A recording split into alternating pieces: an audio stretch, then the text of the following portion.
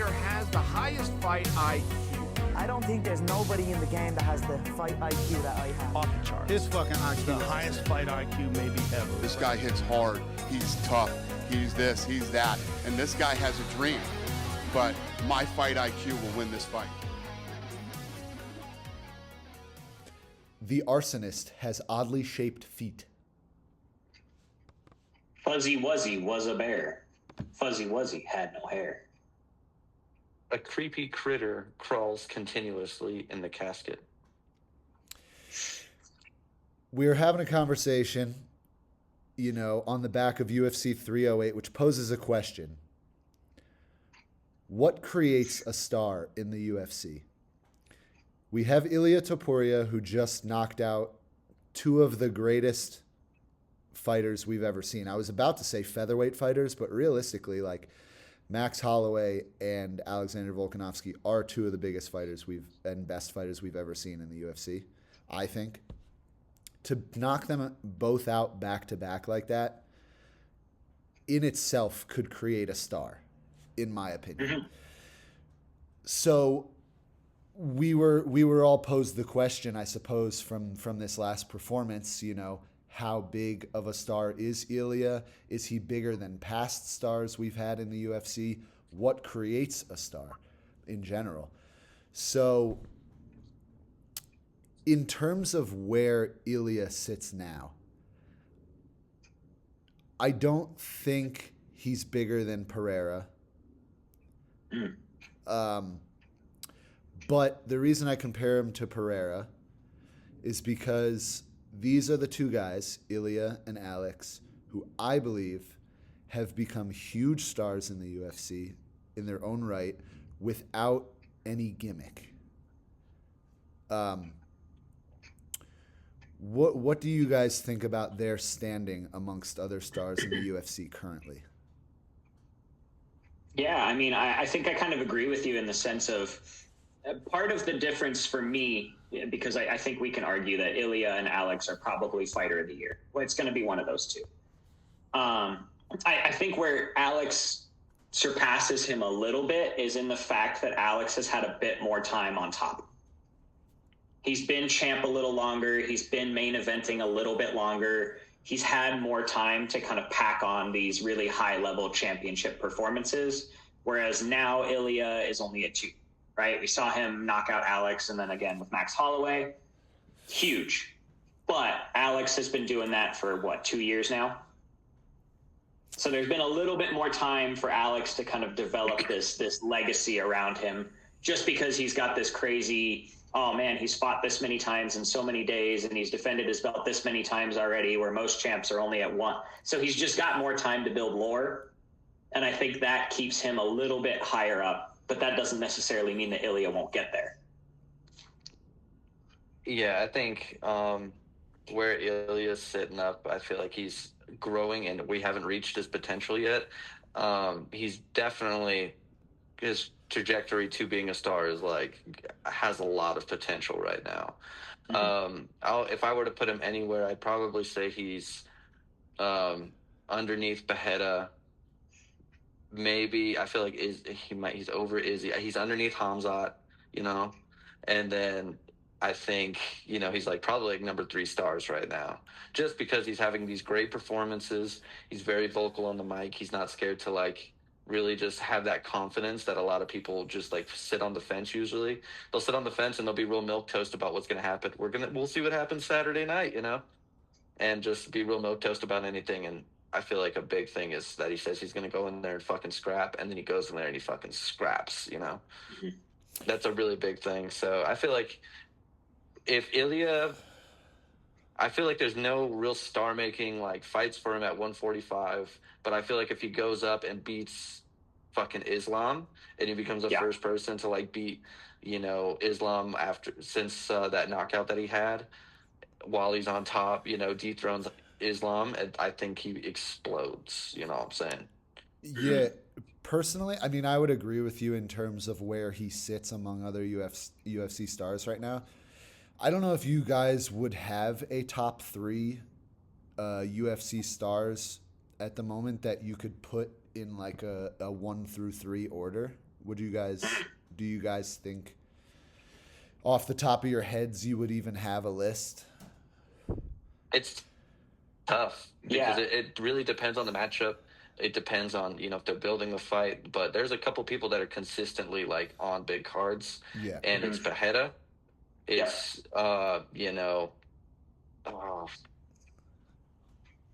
can't really say anybody other than Pajeda's really like doing everything they need to do to like be a star right now. Yeah, because currently I would have a top 3 that I would offer to you guys. My number 1 star in the UFC currently right now, Alex Pereira. I give him the number 1 spot because I would imagine that among hardcore fans of the sport and equally as much among casual fans of the sport, everyone fucks with Pereira. Everyone knows who he is. Everyone is familiar with his performances. Not everyone is going to look at Ilia Topuria if they're a more casual fan and be like, oh my God, remember his fight against Jai Herbert, or remember his fight. You know what I mean? Mm-hmm. Yeah. I think, and you make a good point about Pereira's time on top, but if I bring up time on top or time in the sport as a factor, our number 1 most popular fighter that's ever been in the sport, Conor McGregor, never defended a title. You know what I mean? The second he knocked out Jose Aldo, he was immediately brought to a level that no one will ever touch, in my opinion. Right. Mm-hmm. Yeah. And then the Eddie Alvarez fight just secured that. I think some of that maybe has to do with the fact that there's multiple ways to reach a level of stardom. Right. Conor is one of those guys that achieved a level of stardom, yes, with performances, right? Being able to do things like knock out Jose Aldo in the first round in front of a sold-out crowd, right? That matters. Yeah. But Conor has things that Alex didn't. Conor has a showmanship that Alex doesn't have. Not saying that one's better than the other, but saying it's different, right? Mm-hmm. Conor had the, I'm sorry I'm late, but I just don't give a fuck, right? All of that kind of stuff mattered so much in Conor's kind of continued rise to the point where he became this personality that everybody wanted to see. Because always his fights, and most of the time he was right. So let me prompt you, that leads me to prompt you guys with a question. When we're talking about criteria for what makes a star, what in your minds holds the most weight? Because with what we just talked about, it would lead to the idea that aura is the number 1 factor in becoming a star. 100%. I would lean towards that as well, because we've seen people who have all the performances they need, but zero aura. Yes. I think when we were chatting before the podcast, I think Martin was the one who brought up Demetrius Johnson. Yeah. The guy's got almost no aura.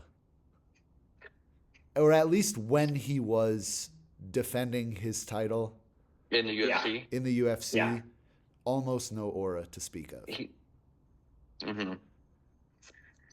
I would agree. His performances were like, he had everything that you would need to be a star. He had amazing performances. He was doing the mighty whiz bar where he hit the arm bar before the dude hit the ground. He was finishing people at flyweight. Yeah. He was pretty consistently, defending his title. But he just refused to kind of hop on the mic. He refused to, just do all that stuff, and it really cost him. And then another thing too was the UFC wasn't really the best at pushing him too. So it's all of these things he had working against him, but he did what you're supposed to do, which is just show up, put on great performances, the best in your weight class, definitively, will clean out everything. So that just shows you that if you do it in the right way, like Conor did, where the quality of your wins, plus you're talking shit. And then one thing that we haven't mentioned yet is being able to unite a nation behind you is a huge thing too.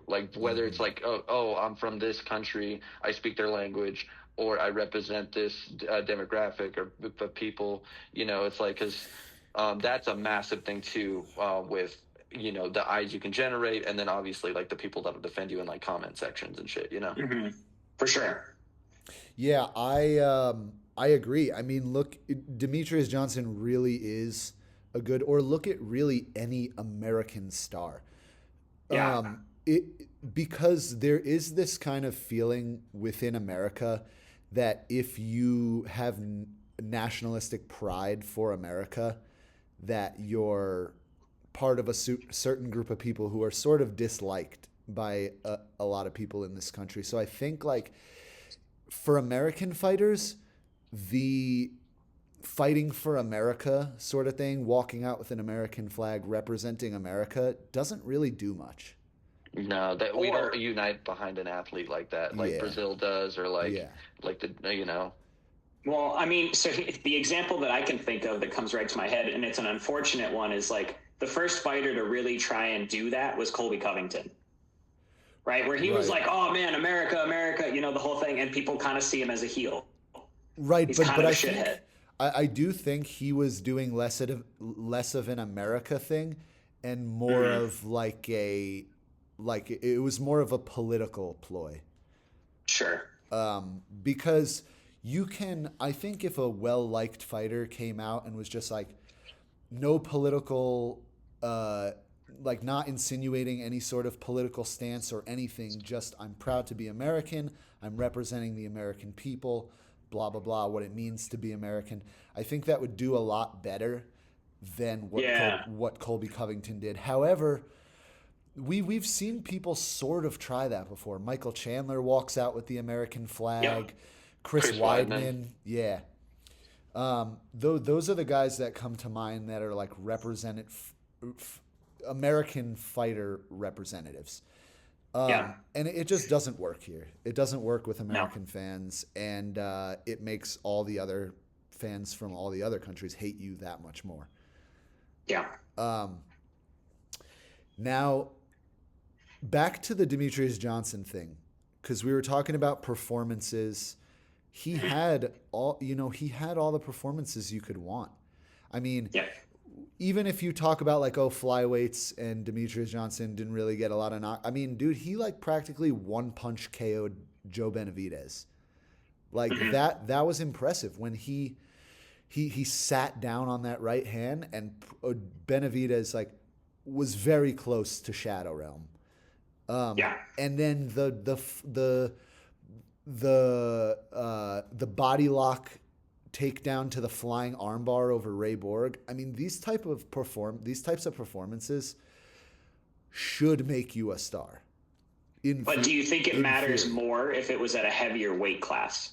If Demetrius Johnson was 155 pounds instead of 125 and was throwing flying arm bars at 155 pounds, do you think we would care more? Yeah. That's when you when you start weighing in opponents. Because if it was at 155 and he was doing that shit to number one contenders, it'd be people that we've seen put on other crazy fights. Right. That's a good point.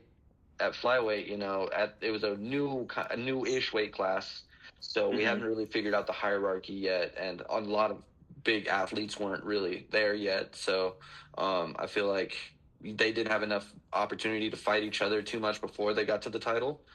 So, and then maybe when they fought, it wasn't as entertaining. But if he was at 155, 145, even 135, we would at least be like, oh, he's doing that to whoever the top five would be at that time. It's like he's doing that to Cody Garbrandt. He's doing that to TJ Dillashaw. He's doing that to In that he's doing sense, that. And it would matter. Yeah, in that sense, I think it's not even just a matter of he's in this weight class. I think it is strength of schedule and opponents. 100%. Because listen, say what you will about Demetrius Johnson, and I personally think he should be.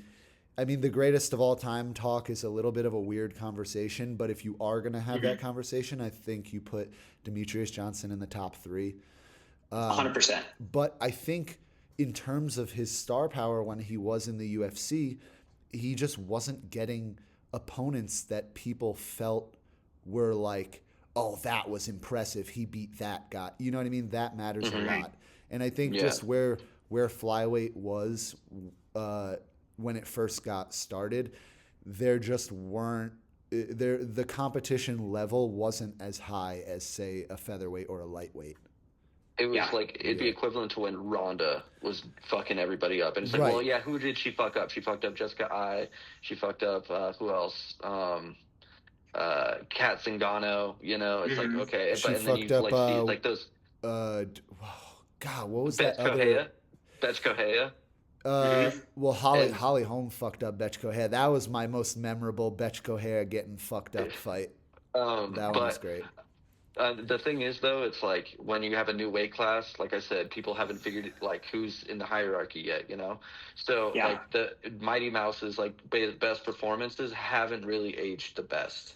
You know, it's because like what did Ray Borg go on to do after he got fucked up by Mighty Mouse? What did like Joe Benavidez kind of was always competitive at that weight class until he fought Figgy. Yeah.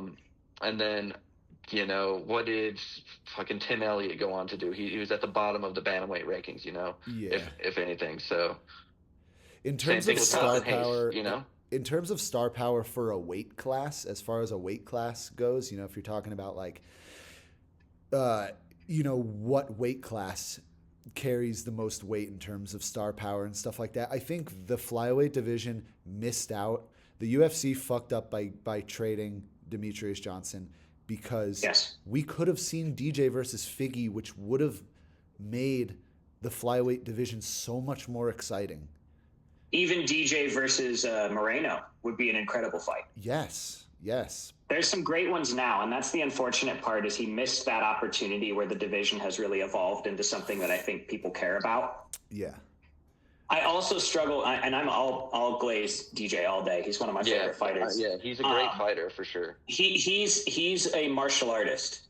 I don't think he cares that much about the rest of it, because this is a guy that, you know, did the thing over here, went to another division, did the thing over there, got tired of that, retired, went into jiu-jitsu. Now he's winning worlds in jiu-jitsu. It's like the dude really just kind of cares about martial arts and not the rest of it, which I think unfortunately doesn't necessarily mean star power. No, caring about the martial arts is actually a bad base for being a star. Yeah, they're too respectful. People just think you're a dork. Yeah, people just think you're a dork. Yeah. You're a Mikey Musumeci. Yeah. 100%. Next criteria I want to bring up in terms of what kind of ends up deciding star power. Push from the UFC. Yeah. Okay, That's this huge. is where I have some opinions, and me and Ryan talk about this quite a bit about industry plants. Yeah. Like people that the UFC puts in strategic positions for certain things. Yeah. And I want to say that the first big strategic plant from the UFC was Sean O'Malley, because he had a cool look to him, which is a big part of being a star. He had a cool look to him, you know. He was putting on the good performances, and he had quite a bit of aura behind him. But the UFC really, like people I've never seen before, was always putting him in the forefront, always putting him in great positions. He was on he was fighting Chris Montino on like Conor McGregor undercards and shit on the pay-per-view. You know, it's like having showcase fights after showcase fights. Very easy way up the top, favorable matchups all the way, you know? And I feel like up until he was a champion, even when he was a champion, the opportunity to headline the Spear, which is like allegedly once in a lifetime thing. It's like we give it to Sean O'Malley. It's like we couldn't have given that to Ilya and Max like that. I feel like they deserved it 100 times more. Pajeda, you know, I feel like he deserved it 100 times more, you know? And so it's like he gets all these amazing opportunities gift wrapped that other people to have to fucking claw and scratch for. That Dana White privilege started with Sean O'Malley, dude. So being pushed by the UFC, I feel like you have to use him as an example of that for sure. So I definitely think he was pushed by the UFC. I don't think anybody would argue that, right? I think he started out more normal than people remember, because I remember seeing him on the Contender Series looking like a 19-year-old scraggly kid with a weird afro. Like no colored hair, didn't have that many tattoos yet. Is not like the clown person we see now. Yeah. And I like Sean O'Malley. I think he's a great fighter. I'll support Sean O'Malley all day. 100%. I think he was recognized as one of those people, partly at least initially because of his performances, right? This was a guy coming out one punch, knocking out people. Like, there's a handful of fights that people look back on. The spinning heel kick into that or into the cross afterward. He's had several of those knockouts where you're like, oh shit, this guy's onto something, and continued to do so. And then I think he did back up a lot of the shit talk, right? He was undefeated for most of his career up until not that long ago, mentally undefeated a little bit longer. But it was able to turn around his losses, right? The Cheeto Vera fight, the second one, we all knew that he beat Cheeto's ass. Yeah, and he said he would. Sure. He said he would, right? And it was one of those moments where it was like, okay, maybe he's onto something. Do I think that necessarily equates to him like being massive? Maybe, maybe not. I do think he's also willing to do what the UFC wants in order to get in that position, though. I mean, we're talking about a guy that had a fucking advertisement for the new Venom movie. Like, not even a scene in the movie, just like a random fucking clip with Dana White and Sean O'Malley. Like, real weird shit, but he's willing to kind of be that guy. And I think that means that the UFC is in turn going to reward him a little bit more than somebody that might not, because they think, oh, I can go do my own thing. I've got my own sponsorships, whatever. He's like, oh, no, I'll be in your fucking commercials. Yeah, I do agree. I mean, from the beginning, UFC clearly wanted to push O'Malley. Yes. I mean, listen, he's another Irish guy.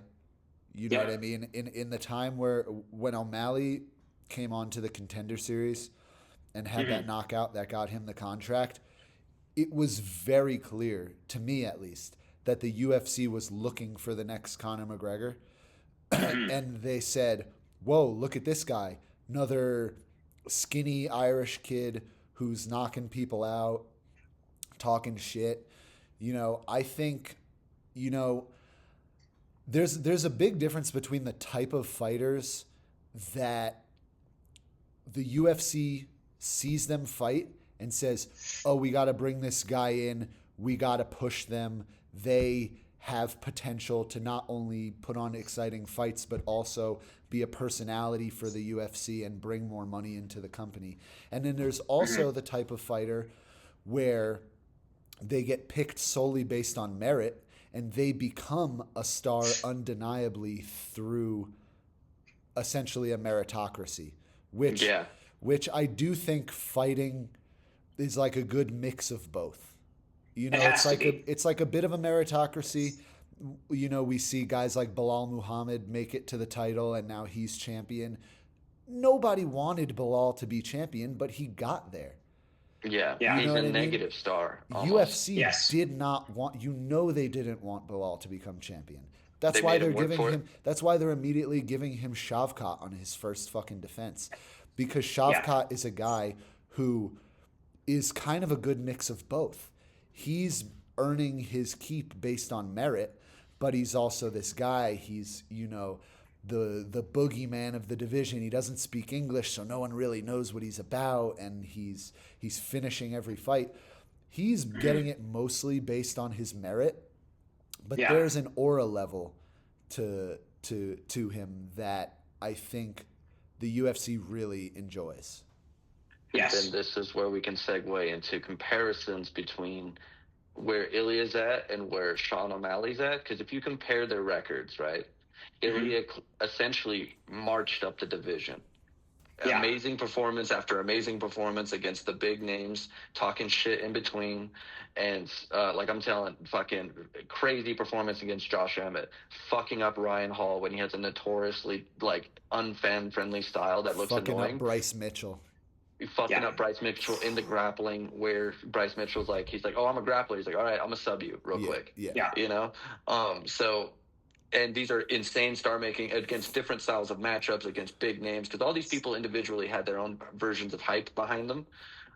You know, the jiu-jitsu community, you know, against Bryce Mitchell, it was, you know, a lot of the like super like Trump heavy guys, you know what I'm saying? Yeah. You know, like he had a big fan base behind him too. He was the first guy to get custom shorts, you know, the camo. Yeah. But like I said, he was going through and fucking up all these people, as to where Sean O'Malley, like, you know, he fucked up Peter Yan, and a lot of people did not think he won that fight. I personally do. But a lot of people were like, oh, Yan won, so that kind of didn't really do too much for him. before getting to the title. And he fought Dan Ige as well. No, Pedro Munoz. Munoz. And then he fought but the one Pedro green Munoz haired fight kid. was Why can I not remember his name? Chris Mutino. Yes, no, thank you. Pedro Munoz. That one ended via eye poke. Yeah, so it was a no contest. So all of those fights almost did nothing to get his he didn't march through the division. Essentially, he got a fluke win via the no contest, and then they moved him up to fight Jan, and then people didn't really think he won that, and then he got the title fight, but he did knock out Aljo, which kind of saved him a little bit. Yeah, and he fucked up Cheeto. Oh yeah, that was his first offense for sure.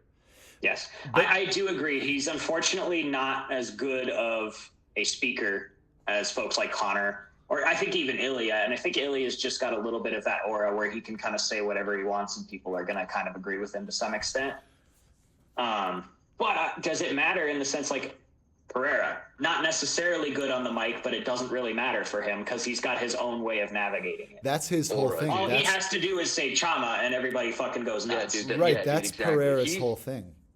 Min-maxed it to he refined everything down to one word, bro. The one word, all man. These people use fucking crazy shit talk, and he just has the one word, and that's all he needs. He mastered. That's peak. He mastered that part, dude. Yeah, he's a big star. I don't think Pereira needs to say a single goddamn word, if I'm being honest with you. Because his performances do enough. Yeah, and him miming fucking Jamal dead on the ground. It's that kind of stuff. Right, so this brings back to aura because in my mind, Sean O'Malley on the come up was fake aura, 100% fake aura, and I'm not talking about. 100% agree. And I'm not talking about his fighting ability. Everyone knew he was a good fighter.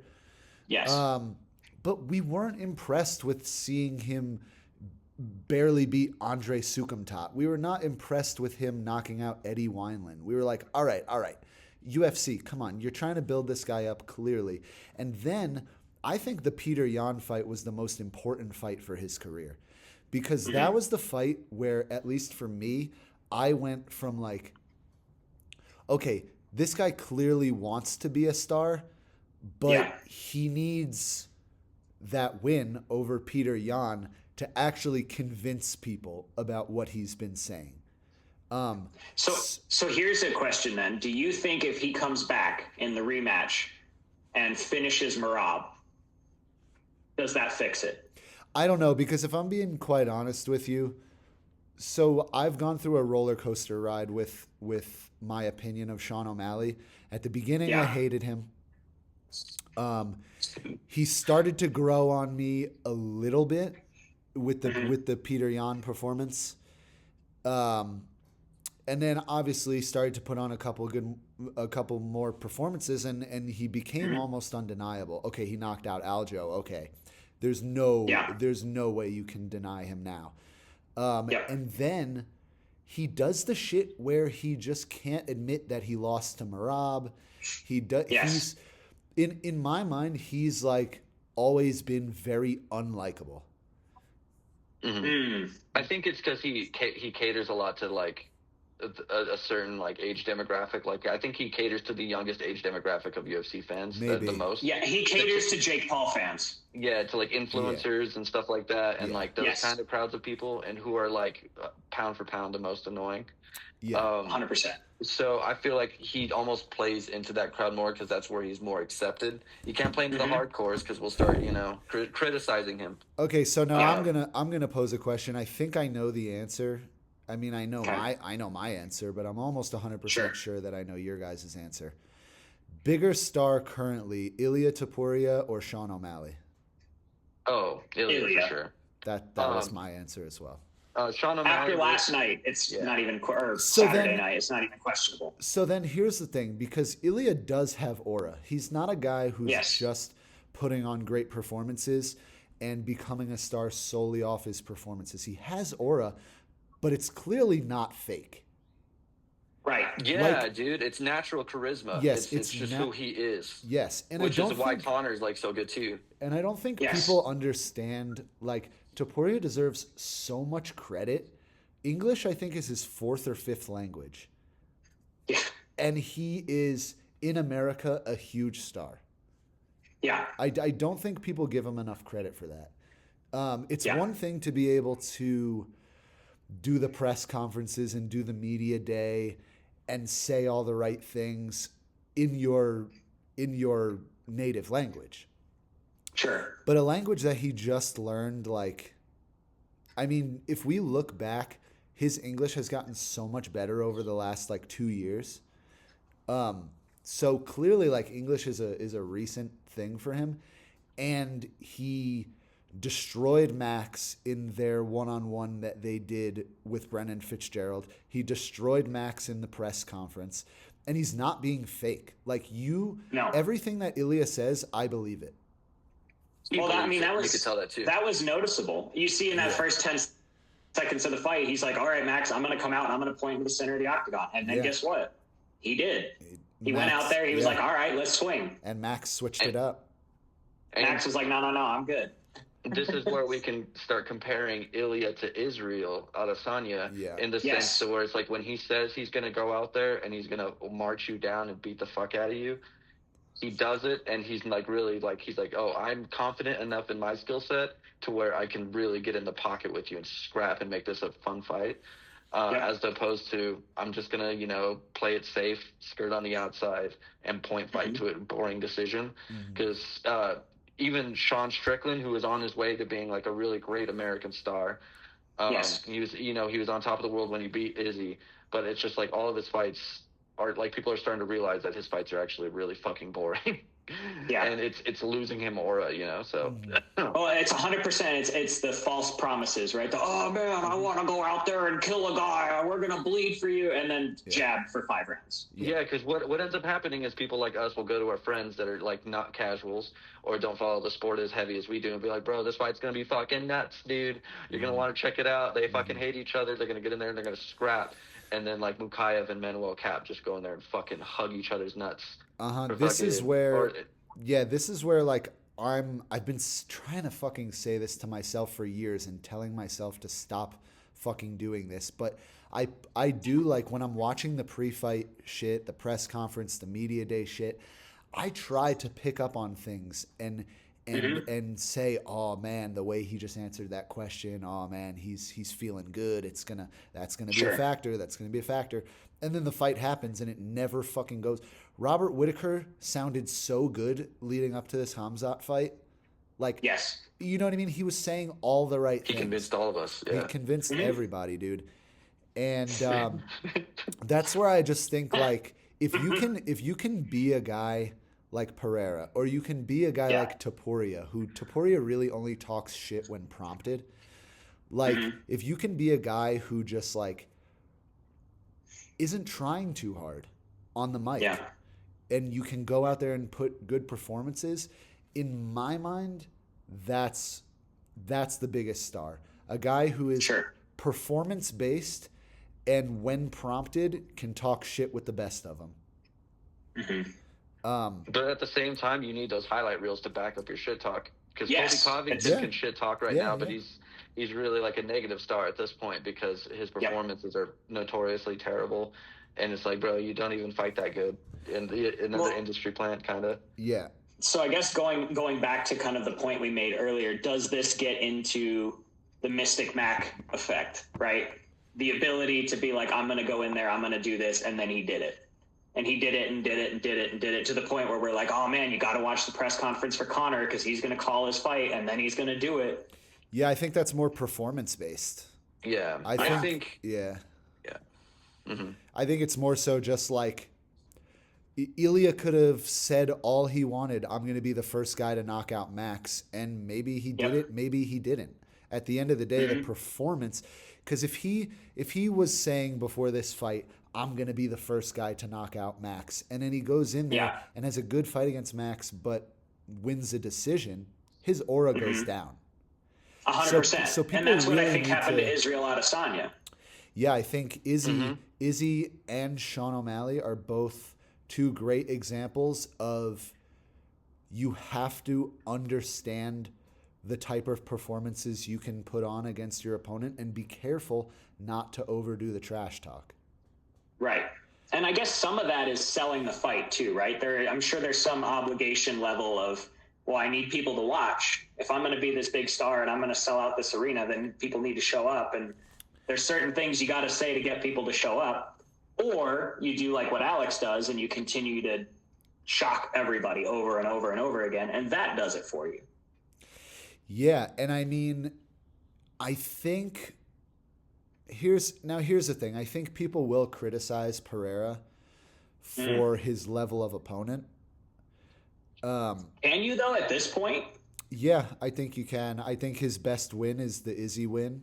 And besides that, I mean, his level of opponent hasn't been that crazy other than Jan Blachowicz. Yuri well, what you're doing though is you're talking about the strength of the division rather than that's not something Pereira can control. He can only fight the guy who's next. Well, right. I'm not saying it's he's his not the top, fault. you know. So it's like these are who the UFC thinks is the best guys to fight the champion. Yeah, and no, I truly think Pereira would fight any guy that they told him to. I think I see what you're saying though, to where it's like his opponents aren't the biggest names, right? But at least you can look at their performances and be like, well, Yuri before fighting Pereira had only lost, I think it was like a couple times by KO, and every one of his fights are by finish. So it's like, or like Jamal Hill before. I know Jamal Hill, we like to meme on him, and he had a terrible performance against Pereira. But he did go in there and fuck up Glover. He did go in there and fuck up a lot of people on the way up, So well, Glover was really, in my opinion, his only high level win. I don't really rate a win over Johnny Walker. I don't really rate a win over. I think he beat Thiago Santos shortly before that. But he's KOing them. For sure. You do have to respect that. You got to respect that. And I think I remember in all those performances, he made it look pretty easy too. Yeah, and it was pretty dominant. Yeah. Who do you guys? So here's who. Okay, go ahead. Yeah, I was going to say. I think that also. Jamal Hill makes me think of it. The situations where you have these folks that have their moment, right? Because I think right after the Glover fight, we all kind of saw that same photo and the video circulated of the water getting poured on Jamal Hill and all the fucking blood. One of my favorite corner moments, dude. It 100%, right? So in that moment, Jamal Hill was a star. Yeah. We were all talking about him. We were all like, oh shit, homeboy's got it. But he wasn't able to maintain that. And I think we see that a lot, where we see these kind of flash in a pan moments versus sustained stardom. And I think that's something to talk about when we start talking about like who are the biggest stars. It's the people that have that moment and then can hold it. 100%. Mm-hmm. With the exception of Conor. I think Conor held it though. Conor held it from his start in the UFC up until then. We all thought Conor was the hottest shit in the moment. Well, because he was the first star. He was the first UFC star. Yes, 100%. I mean, and the only one that will ever do what Conor did, and I think we need to quit looking for the next Conor. Yeah. You can make an argument that John Jones was a star before that, but realistically, people didn't like him. People were tuning in. People were tuning in to watch him because he was undefeated and he's beaten everybody, and that's why. Like John a Floyd Jones, Mayweather fight, yeah. Yes. Yeah. Listen. To me, after Conor beat Eddie Alvarez, his fighting career was over. In my opinion, I don't think so. You don't think that was the peak of his fighting career? That was the peak. I think it was most definitely the peak, but it was not the end. Because after that, I mean, he had the Khabib fight. Arguably, well, he had the Mayweather fight, I think, after that, and then it was the Khabib fight. But regardless, biggest fight of all time. I think it still holds the record for the biggest gate. Right? Sure, but I'm talking about his fighting career, and sure, the reason, and he lost that, and then he came back and knocked out Cerrone in the first 30 seconds, and fucking everybody tuned into that fight because it was the return of Conor McGregor. Yeah, but nobody was like, "Holy shit, he beat Cerrone." I think people were impressed with the way that he beat Cerrone. I was. Dude, people were talking about that shoulder for weeks, bro. Yeah, I was. I remember everybody that I was watching that fight with went, "Oh man, Conor's back." I think people wanted Conor to be back. I think Conor was such a Conor's such a big star. Even if he fights today, yes. If I'm being honest with you, unless he gets like a really good, exciting opponent, I don't think he sells over 1 million pay-per-view buys ever again. I don't believe that's true to be. No, not at all. No, I think dude, whatever fight Conor comes back for will also be in the top 10. I disagree. Yeah. And it could be a fucking 3-round fight against Michael Chandler, and everybody would tune in for it. Him versus Masvidal, bro. But we're even 1.2 mil. But we're right now. talking about this, right? We're talking about whether or not Conor can sell over 1 million pay-per-view. You know what I mean? Like, he's clearly past the point in his fighting career where people believe he's the best fighter in the world. Oh, Yes, yeah. that is that's, true. Yeah, that's a different statement, though. So Conor No, is surviving. The celebrity status is the difference. Right, Conor Yeah, is he's still a surviving star. completely off of aura at this point, and I think that's Yes. why I say that the Eddie Alvarez fight was the peak and the start of his downfall at the same time, because after that fight, he's riding completely on aura, and his performances are not really getting him anywhere. True. So I think, based on everything we've talked about, I think natural aura is the number one criteria for what creates a star in this sport. You can clearly have all the performances in the world, Demetrius Johnson, and not fucking be able to sell 250,000 pay-per-view buys. You can also be a Conor coming off of 3 losses and sell over 1 million pay-per-view buys. If we're looking at those, I would say, in my opinion, aura, and when we're talking about aura, I mean natural aura. I'm not talking about Izzy aura. I'm not talking about Sean O'Malley aura. I'm talking about someone who comes onto the scene and makes you believe he's the guy. Izzy, I think Izzy absolutely does that. But only based on his skill. If every time Izzy hops on a mic, I am cringing. Nothing Izzy says makes me go, "Oh, that's it. He's the guy." It's only when I watch Izzy have a good performance that I go, "Oh, he's the guy." Well, okay, so that gets into an interesting one, because if we were talking about UFC push, right? We were talking about Sean O'Malley being kind of one of those guys that the UFC was like, nope, he's going to be a star. We're going to make sure. I think Izzy falls into that category too. I also think Alex Pereira falls into that category, because those are guys that came in with so much hype behind them because of their kickboxing careers. That's performance based. There has 100%. Right. So, but then Izzy comes in, and at the beginning of his career, it is undeniable that he was the biggest star the UFC had at that time. He comes out, he does his little dance against Whitaker. He comes out in the Ghost of Tsushima thing against Marvin Vittori. He's got all of these like moments that we care about, that people think about, that put him into that category for sure. I won't deny that he was a star, because I do think he 100%. was a star. He was on the cover of the game, for goodness sakes, dude. I believe he has the record. I think he's in the top 5 biggest of all time. But he's lost it because of his performances, and he's solely remembered because of his performances. You don't watch Izzy fight because he's good on the mic, or like he sells the fight to you on the press conference.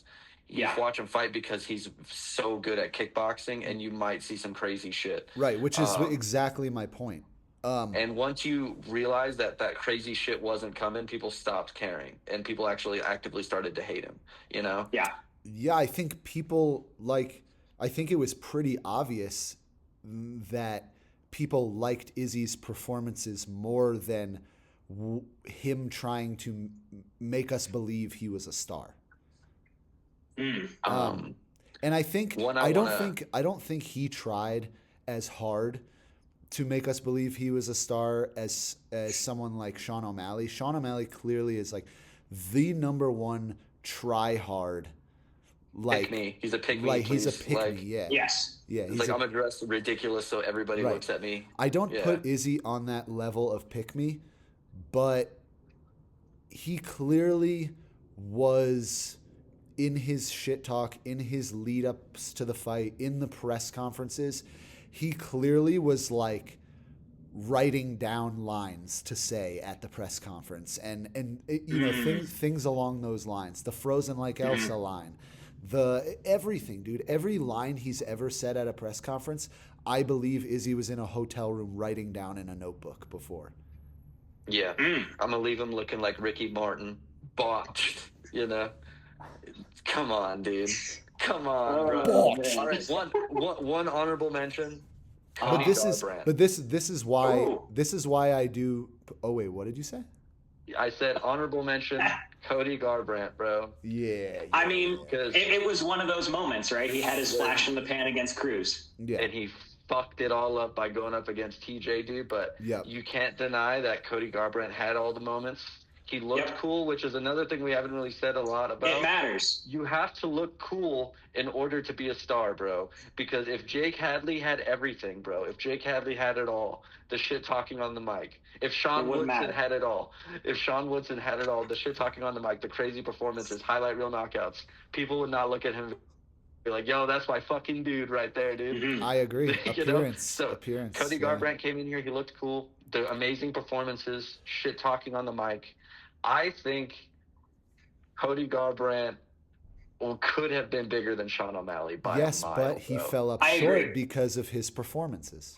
because of his low fight IQ, dude. Yeah. So then, now that I'm thinking about it, now that we're talking about the looking cool part, because it does matter, I have to bring up the fact that I think we can all agree, according to all of our criteria, that the Fighting Nerds are a star-building factory.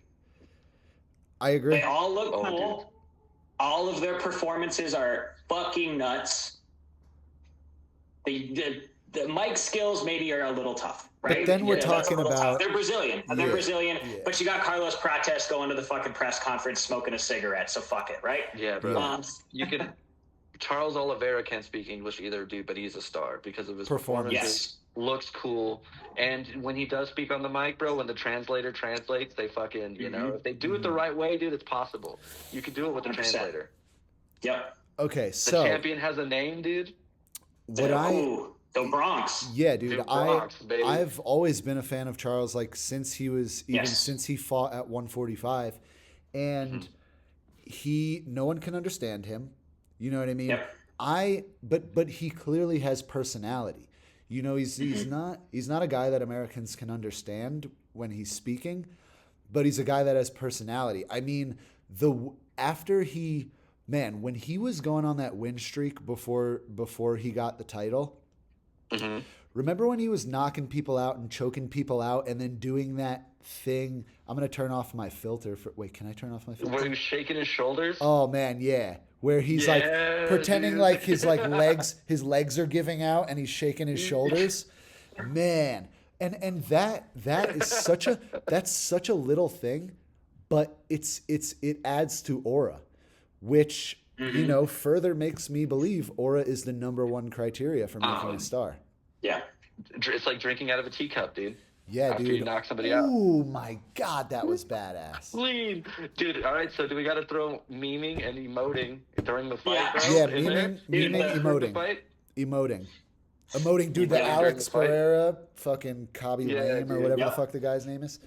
Yeah, emoting, aura. Emoting is part of aura. So Yeah, if we, I feel like there's fighters that suck aura out of other fighters, dude. so if we had to create, if we had to create a ranked criteria, because I think Okay. you know we could probably talk about this for 5 hours. Yeah. We kind of need to bring this to a head. And what I think would be cool is saying our top 3 criteria for what creates a star, because at the end of the day, that is what we're trying to get to the bottom of with this video. I think we have all come to an agreement that aura is number 1, Yep. closely followed by performances. Would we all agree? Yes. Yep. What do we think the third criteria is? I think it's Natural longevity. charisma. Ooh. What did Martin See, say? now we. Natural charisma / But that's aura. Looking cool. Well, That's all fits into aura. That's all aura. You got to look All right. cool. You got to act cool. You got to be cool. Yeah. That's all aura for That's sure. all aura. so aura, performances. We just condensed a lot into aura. My bad. Well, no, but Yeah. we're condensing a lot into performances too, because I think fight For style. I think fight style fits into performances. oh, Yes. 100%. Yeah. So then I think the last category then is that longevity, right? It's not being a flash in the pan. It's getting that stardom and then being able to hold it. I like I'll that. counter that. with Brock Lesnar though. But Brock Lesnar is Brock not Lesnar even. was able to maintain it. He And was a he- star when he was in the UFC for sure, and that was partly because he came from the WWE, had that really big like following there too with the wrestling fans, and so I think he did have that longevity, and part of that was because people already knew him. Right, but I think But- his lack of longevity in the sport of MMA is why he's not in my top 5 of all-time stars. He may not even be in Me my neither. top 10 of all-time stars. Not being in the top 10 is crazy. I mean, That is crazy. listen, based on pay-per-view buys, he would be. Yeah, Um, based on the fact that a lot of casual fans know him. sure, because of the wrestling, he's in my top 10. I don't think he would make it in my top 5. No, Same. me neither. Same. Yeah. I agree with that criteria. Aura, Yeah. closely followed by performance, followed by longevity. Right. I agree with that. I agree with You that. have to have all three though. Yep. So I think that's where we're going to see if Ilia Topuria can maintain the trajectory, because he's got the first two for sure. Yeah. He's going to have everybody fucking wearing roses next fight, 100%.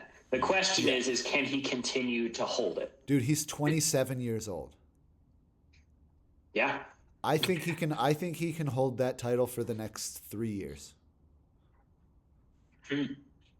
I mean, I guess it's gonna depend too on if he decides to go up, and then does double champ status make him an even bigger star? Yeah. Beating Islam Yes. does. Beating That's for Islam sure. is better than becoming champ. I think at this point. He would Yeah. in my opinion, he would lose to Islam right now. I think he should fight Diego Lopez, continue to get more of that longevity we're talking about, and then fight Islam. I really don't like when guys win a belt or even have one defense and start talking about And immediately going wanna go in up. weight. It's so dumb, dude. It's so Yeah. dumb. I want to see. I mean, I did that next matchups video, which was the last video that was posted. I mean, I said I want to. I sound like fucking Foghorn Leghorn. I said I want to. He should fight Diego Lopez next. It'll help with his star power. I think beating Diego Lopez does more for his star power at the moment than going up and fighting Islam, because it's just too much risk. It's too much risk, and we haven't seen him dominate the division. Yeah. We saw him get rid of an era of dominant champions, but the fact of the matter is there are exciting prospects in featherweight. There's Diego Lopez. We have Movsar Evloev, who's not exciting in terms of fight style, but he is undefeated, and it would bring eyes to the matchup. He's matched up with Aljo, so maybe he fights Diego Lopez, fights the winner of Aljo Evloev, and then goes up to fight Islam. But the thing is, bro, is you can't wait too long, because Islam also wants to move up. So you wanna catch Islam before he moves up and then retires, bro. I 'Cause think he's already talking about it. Yeah, but I think it's more impressive to stay in your division and be like, look, there is not a single person in this division who can beat me, rather than when Volk went up to lightweight and we're like, well, dude, you didn't clear out your division, and look what happened. He lost the fight and lost all of his aura. Yep. Did he not have No. several defenses at featherweight though? He did. Yeah, he did. He he defended it against Max twice. Yep. Defended it against Max again. Aljo, no? no. Or not Aljo, Aljo Brian never got a Ortega. title shot. Brian Ortega. Brian Ortega and Yair. I mean, And you got to also take into consideration that Max was fucking up all the contenders in between then. if we're going by MMA math, he did. Yeah. If you want, yeah, I suppose if you want to go by MMA math, he did. But Another thing too is sometimes divisions aren't caught up to earning title shots to their champions, bro. Like sometimes it's like, yo, there's nobody that really deserves a title shot at this weight class. True. So like in times like that, True. it's a good time to move up too. Because if let's say he beats Diego Lopez, who's next? it depends on what other fights go down. Aljo versus Evloev, the winner of that. I guess. Unless it's like a 5-round split decision. if one of them has a good performance, it's clear. That's what you do. If they have like the shittiest fucking most boring decision fight ever, I'm not mad. I'm not mad if Ilya wants to fight Islam. Because the fact of the matter is, in this particular situation, lightweight isn't in the greatest situation either. No. Mm-hmm. So I think lightweight being kind of weird at the top Stagnant. right now. We're waiting on some stuff to happen. That gives Ilya the open. But in a normal situation, if you want to move up to a division that has a clear contender already, it makes no sense. Yeah. I like our criteria that we created. We're at almost an hour in this video. We went over a lot. I think. Yeah. Did we start out by saying who we think the biggest star in the UFC is at the moment? Yeah, we all said Pereira. Pereira. Yeah. I think with a little more activity, Ilya could bring it home. Someone that we didn't mention in this entire video, which would be criminal to not mention, is Khamzat. We mentioned Khamzat. Did we? Briefly, but yeah. Yeah, we mentioned him when I think we were talking about bringing a nation behind you. Okay. Well, and he's also just kind of thing. rising stars, right? He's one of those guys. I think he's already had his moment, which is part of it, when he had that whole kind of Fight Island, fighting 3 times in 12 days or whatever craziness that was. I think that's when he got that stardom. And I think he's not been active, so people haven't forgotten about him necessarily, but he hasn't been a big star just because it's been a little bit. That's where longevity and activity come into. And it's taking advantage of it, right? Like Khamzat, if he had continued to fight after that crazy Fight Island performance and like had been consistent, I think absolutely huge. Imagine the fights we would have had if Khamzat was like fighting twice a year, bro. He probably already would have fought Pereira. He'd probably be champ, bro. He probably, he's getting ready to fight John Jones in December. Right. He'd be floating around with moving up to light heavyweight right now, dude. Probably. Yeah, I mean, there's just factors, unfortunately, in Khamzat's career that have led him to be a little less active. Some of those, which unfortunately hurts his star power because he's not the thing people are talking about. Yeah, same thing happened to Jamal Hill, bro. I'm not saying he would have been a star or he had it all, but he had a star-making performance. And he suffered a horrendous injury that sidelined him, took his belt. Yeah. He was going to fight Yuri, bro. Yeah. Imagine if he went out there and flatlined Yuri, talk shit afterwards, Yeah. But I think, in my opinion, Jamal, he lacks that natural aura. Me too. A little bit. His tattoos are terrible. Worst tattoos in the UFC, 100%. Yeah. So, but. Yeah. Listen. I like that. I think that is probably the best criteria we're going to come up with in terms of how you actually quantify or qualify how big someone's star is. That's the Fight IQ podcast criteria right there for making a star. Criteria for making a star. I like it. Well, on that note, we got some more cards coming up. So we got some more videos, and we have more Blazed and Confused episodes like this where we all 3 of us, trust me, we got a list of them going right now. Random topics that we can just bullshit on. Not bullshit, but essentially they're more speculative topics that are just interesting to hear, kind of how we qualify certain things within the UFC, whether that's ranking fighters, what we think about judging, what we think about scoring, all that sort of stuff. We have a lot of stuff on the horizon coming up. So hopefully you guys enjoyed this one, and look out for the cool videos that we got planned. Adios. Peace out.